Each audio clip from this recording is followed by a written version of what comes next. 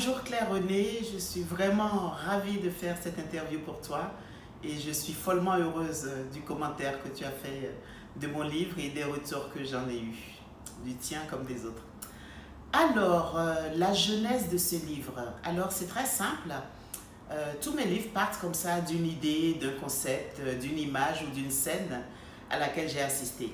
Alors, ce jour-là, j'étais sur les réseaux sociaux et je suis tombée sur une phrase qui disait que les enfants trisomiques, l'annonce de l'arrivée d'un enfant trisomique dans nos sociétés occidentales est source d'angoisse, source de peur, alors que la même annonce dans certaines tribus d'Amérique latine crée l'effet inverse. C'est-à-dire que lorsqu'on annonce à une famille l'arrivée d'un enfant trisomique, mais c'est source de joie, parce que ces enfants sont considérés un peu comme une passerelle entre les hommes et les dieux. Donc c'est comme si on avait un demi-dieu qui arrivait dans la famille et on est très heureux parce que voilà, on a un passeport spécial vers l'au-delà à travers l'arrivée de cet enfant. Et cette phrase vraiment m'a beaucoup touchée, m'a interpellée. Je suis partie me coucher le soir avec cette réflexion. La réflexion, c'est celle du verre à moitié vide ou à moitié plein. Parce que là, en réalité, on avait une annonce qui est exactement la même dans deux sociétés différentes et dont les effets, dont l'effet est totalement opposé. La réception qu'on en a de cette annonce est totalement opposée.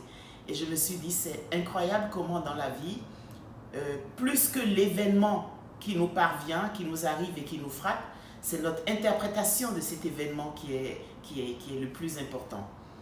Et je me suis réveillée le petit matin à 4 heures du matin parce que je suis une écrivaine de l'aube.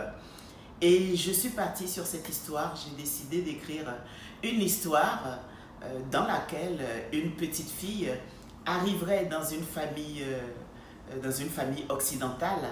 Et tout le cheminement du livre, ce serait quel effet l'annonce de l'arrivée de cet enfant aura dans cette famille et surtout quelle sera l'évolution de leur réflexion et de leur vie avec cet enfant jusqu'au bout. Donc c'est ça la genèse du livre. C'était parti juste d'une phrase lue comme ça sur un réseau social.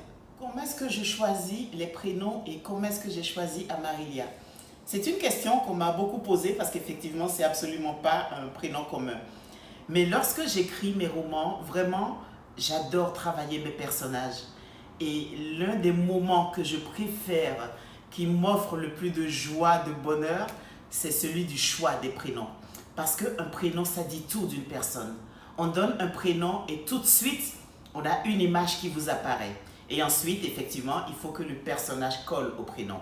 Alors, Amarilia, ça a été simple. J'ai voulu la naissance d'une petite fille qui soit joyeuse, qui soit rieuse, qui apporte du soleil dans cette maison. Et à partir de là, je me suis dit, quel prénom pourrait comme ça, tout de suite, faire penser à la joie? Et l'idée suivante qui est venue, c'est tiens, je vais choisir un prénom dans une langue étrangère, quelle qu'elle soit, parce que joie en français, un joie comme prénom, bon, ça ne le faisait pas trop. Je me suis dit, dans quelle langue est-ce que le prénom joie sonne bien? Et plus que ça, j'ai poursuivi ma réflexion et je me suis dit, c'est quoi la couleur de la joie? La couleur de la joie, c'est le jaune. Alors je me suis dit, je ne vais pas appeler ma petite fille jaune. J'ai pensé à yellow en anglais. J'ai dit, ah, c'est pas mal une petite fille yellow. Mais j'ai poursuivi encore. J'ai dit, dans quelle langue c'est encore plus beau? Et j'ai eu de vieux souvenirs d'espagnol qui sont remontés à la surface. Et je me suis dit, Amarillo. Amarillo. Je trouvais que c'était chantant, que c'était joyeux et que c'était joli. Et voilà, Amarillo, c'est plutôt masculin. Donc tout de suite, j'ai tapé, est-ce qu'il y a Amarilia? Oui, Amarilia, ça se dit en espagnol. Et c'était terminé. Là, je te parle de la réflexion, mais franchement, tout le processus n'a pas pris 2 minutes. Petite fille, joie, jaune, Amarilia, bingo. J'avais trouvé mon prénom et vraiment, j'étais folle de joie parce que ce prénom, je me le suis approprié et Amarilia m'est tout de suite apparu dès que j'ai trouvé le prénom. Est-ce que ce roman est une fiction? En réalité, oui. Parce que, comme je le dis, je suis partie juste à partir d'une phrase et à partir de cette idée du verre à moitié vide, à moitié plein, et de nos réactions, et plus que nos réactions, de nos interprétations.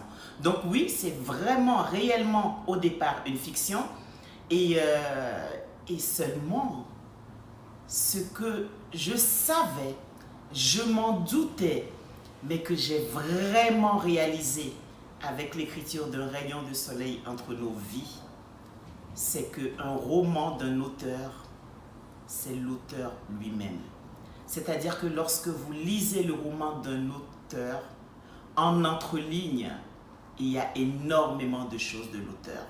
J'ai été très surprise quand j'ai terminé le roman et que je l'ai relu, de voir à quel point j'avais mis de moi dans ce roman. Et plus que ça, la plus grande surprise, ça a été des personnes de mon entourage qui me côtoyaient, certains qui me connaissaient depuis très longtemps, d'autres qui m'avaient connue depuis peu, m'ont dit: Corinne, je te connais beaucoup plus que tu ne crois depuis que j'ai lu l'histoire d'Amarilia. Et parfois même, ils me donnaient des exemples concrets et j'étais la première à me dire: mince, j'ai dit ça, on a deviné ça de moi. Ouh là là, mais il faut que je fasse attention quand j'écris parce que visiblement, j'en dis beaucoup plus sur moi que je ne crois. Et juste après cette réflexion, je me dis non, un auteur, il ne peut qu'être sincère dans ses romans. Toi, comme les autres lecteurs et lectrices qui ont aimé mon roman, vous l'avez aimé parce que je me suis livrée totalement, corps et âme, sans aucun filtre, en toute sincérité. Alors oui, je vais continuer à écrire de cette manière des fictions, en sachant que, évidemment, attention, je vais peut-être en dire beaucoup plus de moi que je ne pensais. Mais c'est pas grave, j'ai pas de cadavre caché, j'ai pas de crime commis dans le passé. Donc je veux bien livrer des parts de moi, des ombres de moi que je ne soupçonnais même pas. Donc oui, c'est une fiction au départ, mais la fiction d'un auteur, c'est jamais réellement une fiction. Le thème de la sororité. Alors d'abord, j'ai 6 sœurs. Oui, j'ai 6 sœurs. Forcément, le thème de la sororité m'intéresse. J'ai 6 sœurs et j'ai des relations différentes avec chacune d'entre elles. Il y a des amitiés entre sœurs, il y a des antagonismes, il y a des oppositions, il y a même parfois des gémellités. Donc oui, c'est un thème qui m'intéresse. J'ai 2 sœurs, je vais dire, avec lesquelles j'ai été très proche. L'une que je considérais quasiment comme ma jumelle. Mais même avec elle, il y avait des hauts, il y avait des bas, il y avait des disputes, il y avait des périodes où nous étions en amour. Et j'ai toujours trouvé les relations entre les femmes assez spéciales et exceptionnelles. C'est un thème qui m'a toujours intéressée, que ce soit la sororité, que ce soit en amitié. J'ai beaucoup d'amies femmes et j'aime beaucoup les relations que nous avons entre nous. Récemment, j'ai l'une de mes amies, Jessica, qui se reconnaîtra peut-être, qui un jour m'avait laissé un commentaire sur un réseau social en me disant qu'elle était très heureuse de la sororité qui ressortait des commentaires que je lui laissais. Et c'est là que j'ai réalisé que c'est vrai. C'est vrai que j'aime beaucoup le travail des femmes en général. Et donc, pour revenir à mes sœurs, oui, j'ai beaucoup aimé les relations que j'ai eues avec elles. Ça n'a pas toujours été facile, ce n'est toujours pas facile jusqu'aujourd'hui, mais je trouve évidemment la fraternité, je ne suis pas un homme, donc je ne sais pas ce que c'est la relation entre 2 frères, mais entre 2 sœurs, je sais ce que c'est pour en avoir eu 6 de sœurs, et c'est un thème, oui, qui m'intéresse énormément. Donc, c'est vrai que je suis partie sur une fiction, et immédiatement, j'ai eu l'idée de ces 2 sœurs, qui auraient ces relations parfois conflictuelles, mais pour en savoir plus, il faudra lire le livre. Mais j'ai beaucoup aimé travailler les relations entre ces 2 femmes si différentes. Et pourtant. Est-ce que dans ma famille, j'ai vécu le même genre d'émotions que celles que je décris dans mon roman? J'ai débuté cette interview en te disant qu'on en dit beaucoup plus sur soi qu'on ne pense. Et puis là, tu me poses quand même une question un peu piège. Le genre de question que je craignais un peu. Oui, dans ma famille, donc une très grande famille, il y a eu beaucoup de pleurs, il y a eu beaucoup de... Non, je dirais l'inverse. Il y a eu beaucoup de joie, il y a eu beaucoup de rire. Mais en opposition, oui, il y a eu de la tristesse. Oui, il y a eu des pleurs. Les deux cohabitent toujours. Je dirais qu'il y a eu plus de rire que de pleurs, surtout qu'aujourd'hui, avec la maturité, on sait faire la part des choses. Et lorsque je me penche un peu sur mes souvenirs d'enfance, c'est beaucoup d'éclats de rire qui réapparaissent. Donc oui, si on regarde un peu de plus près, si je sonde un peu plus profondément mon histoire familiale, je retrouverai des ressemblances et des dissemblances aussi, bien sûr, avec cette famille que j'ai décrite.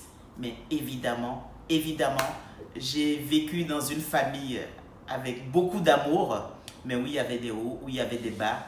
Et évidemment, quasiment toutes les émotions qui ont été éprouvées par mes personnages, je les ai éprouvées à un moment ou à un autre de ma vie familiale. Mais bon, du coup, ça fait une vie riche et ça fait de moi la romancière que je suis, grâce à ça. Est-ce que j'ai voulu, dès le départ, parler de la trisomie? Oui et non. Parce que la trisomie, je n'y connaissais rien. C'est vraiment cette phrase que j'ai lue à propos des enfants trisomiques qui a lancé donc cet ouvrage. Et vraiment, ce que j'ai voulu, je voulais parler d'amour, je voulais parler de tendresse, je voulais parler de tolérance. Et c'était un sujet extraordinaire qui m'offrait une large possibilité. Seulement, quand j'ai commencé à écrire, je me suis dit, zut, tu veux parler d'une enfant trisomique alors que tu n'y connais pas grand-chose. Donc, j'ai voulu aller faire des recherches autour de cet état, mais non, je ne l'ai pas fait pour la simple raison que je n'ai pas voulu me laisser influencer. Je suis une grande lectrice, donc j'ai déjà lu, j'ai déjà vu des reportages, j'ai déjà lu, je ne sais pas, des articles dans lesquels on parlait d'enfants trisomiques et j'avais par contre cette certitude, c'était la puissance d'amour de ces enfants. Ça, c'est quelque chose qui revient tout le temps lorsqu'on parle avec des parents d'enfants trisomiques. Je ne dis pas que tout est rose. Non, mais nonobstant toutes les complications liées à cet état de trisomie, j'ai toujours lu que ces enfants étaient capables d'un amour, quasiment ce qu'on appelle l'amour inconditionnel, d'un amour immense qu'on ne retrouvait pas forcément chez les enfants dits normaux. Donc j'ai écrit ce livre, voilà, je ne connaissais pas grand-chose à la trisomie. Au fur et à mesure de l'écriture, je me renseignais et je me faisais confiance. Vraiment, dans ce livre, je me suis beaucoup fait confiance et je me suis dit qu'après, j'allais élargir un peu mes recherches.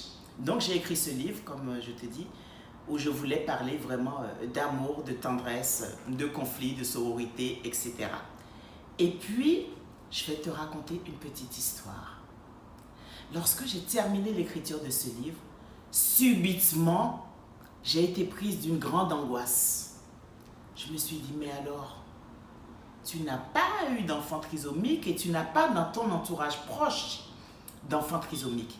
Donc j'imaginais une horde de mamans trisomiques me sautant dessus et me disant, mais finalement, ce que vous avez écrit ne correspond pas du tout à notre réalité. Et là, je me suis dit, je fais quoi? Et je me suis rappelé que j'avais une cousine qui avait eu un enfant autiste. Je me suis dit, bon, autisme, trisomie, c'est totalement différent, ça n'a même rien à voir. Mais je voulais son retour sur ce que c'est que de grandir et de grandir avec et d'élever un enfant différent. J'ai donc voulu appeler cette cousine et je vous assure, il y a des choses extraordinaires qui arrivent. Au moment où j'allais l'appeler, elle m'appelle. Petit détail, on ne s'était pas eu au téléphone depuis 10 ans. Véridique. Elle m'appelle, on discute, et là je lui dis, c'est incroyable, je voulais t'appeler parce que je voulais que tu me parles un peu de ton expérience de maman d'un enfant autiste. Et là elle me dit, mais Corinne, mon enfant n'est pas autiste, mon enfant est trisomique. J'ai trouvé ça extraordinaire. Je lui ai parlé de l'histoire d'Amarilia, je lui ai un peu narré l'histoire du livre. Et là, elle me dit, mais c'est incroyable, tu as raconté mon histoire. Je dis, c'est incroyable. Ce n'est pas une cousine avec laquelle je parlais fréquemment. On s'appelait une fois tous les 10 ans. J'avais vaguement entendu qu'elle avait eu un enfant différent. Et quand je lui ai envoyé le livre, elle m'a dit, il y a des parties de ce livre qui collent totalement à mon vécu. C'est impressionnant ce que tu as écrit et c'est impressionnant de vérité et de justesse. Le soulagement, parce que là, j'avais une maman d'un enfant trisomique qui l'avait lu et qui m'avait donné son aval. Et ça a continué ainsi lors de mes séances de dédicace. J'ai rencontré plusieurs mamans d'enfants trisomiques, plusieurs personnes qui travaillaient avec des enfants trisomiques et qui m'ont dit, on va lire votre livre, on va vous en donner le retour. Ils ont tous été enthousiastes en disant, vous nous avez donné des descriptions, mais qui collent exactement à ce qu'on a vécu. Donc, ce fut une très, très, très grande joie, l'écriture de ce livre. Et Amarilia, vraiment, je l'ai dans mon cœur à jamais parce que le travail, oui, je peux dire le travail, parce que le travail qu'elle fait auprès de mes lecteurs et lectrices, l'émotion qu'elle prodigue, la prise de conscience que certains ont à partir de ce livre, c'est extraordinaire, ça me dépasse. J'en suis l'auteur, mais ce livre, il est beaucoup plus grand que moi, parce que les personnes qui l'ont lu m'ont dit qu'elles ont pris conscience de plusieurs aspects de leur vie, mais qui n'avaient rien à voir avec la trisomie, juste dans des aspects de leur vie, de leur manière d'aborder la vie, de voir le verre à moitié vide ou à moitié plein. Oui, tu as raison quand tu me dis que c'est vraiment un livre sur la vie, sur les joies, sur les peines, sur les bonheurs, sur l'amitié, sur l'amour et la sororité.